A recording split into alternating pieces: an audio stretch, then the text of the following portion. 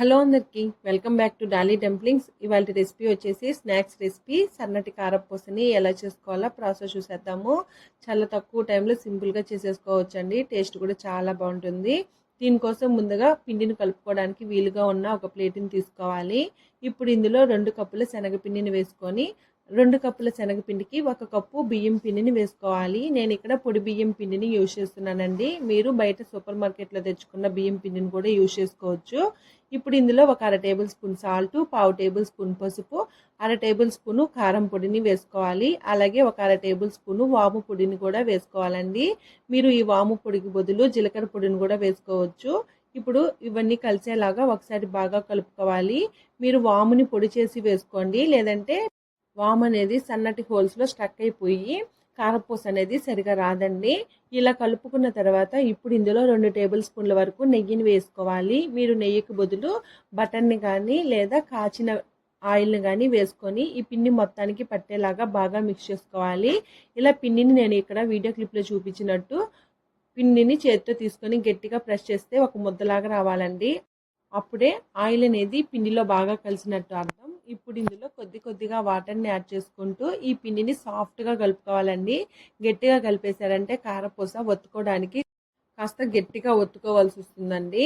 ఇప్పుడు పిండిని చూడండి, ఈ విధంగా నేను వీడియో క్లిప్లో చూపించే విధంగా కలుపుకున్న తర్వాత ఈ పిండిని పక్కకు పెట్టేసుకోవాలి. మీరు పిండిని నానబెట్టాల్సిన అవసరం ఏమీ లేదండి, అప్పటికప్పటికే చేసేసుకోవచ్చు. అలాగే బేకరీ స్టైల్లో సేవ్ అనేది వేరేలా చేస్తారు, దాన్ని మరోసారి చేసి చూపిస్తాను.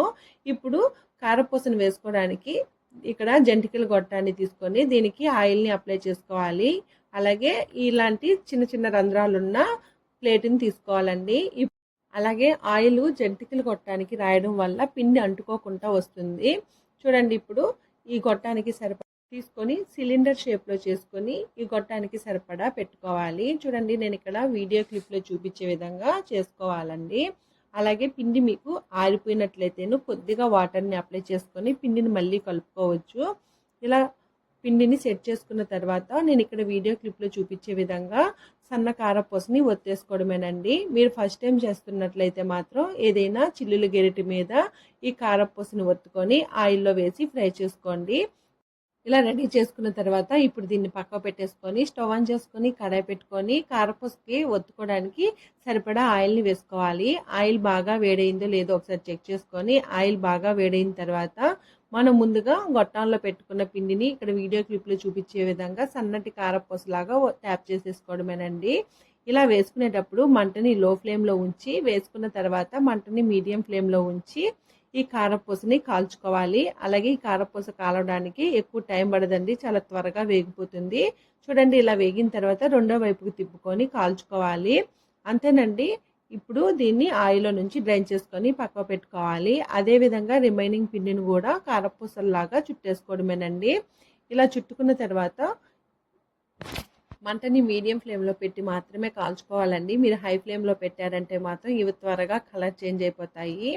చూడండి, ఇప్పుడు స్టవ్ ఆఫ్ చేసేసుకొని వీటిల్ని పూర్తిగా చల్లారిన తర్వాత ఏదైనా 8 డబ్బాలోకి స్టోర్ చేసుకుంటే ఒక 10 డేస్ వరకు ఫ్రెష్గా ఉంటాయండి. చూసారు కదా సన్నటి కారపూసని ఎలా చేసుకోవాలో ప్రాసెస్ ఏందో. ఈ వీడియో మీకు నచ్చితే లైక్ చేయండి, షేర్ చేయండి, కామెంట్ చేయండి. అలాగే మరిన్ని రెసిపీస్ కోసం మన ఛానల్ని సబ్స్క్రైబ్ చేసుకొని నోటిఫికేషన్ సింబల్ని ఆన్ చేయండి. Thank you for watching.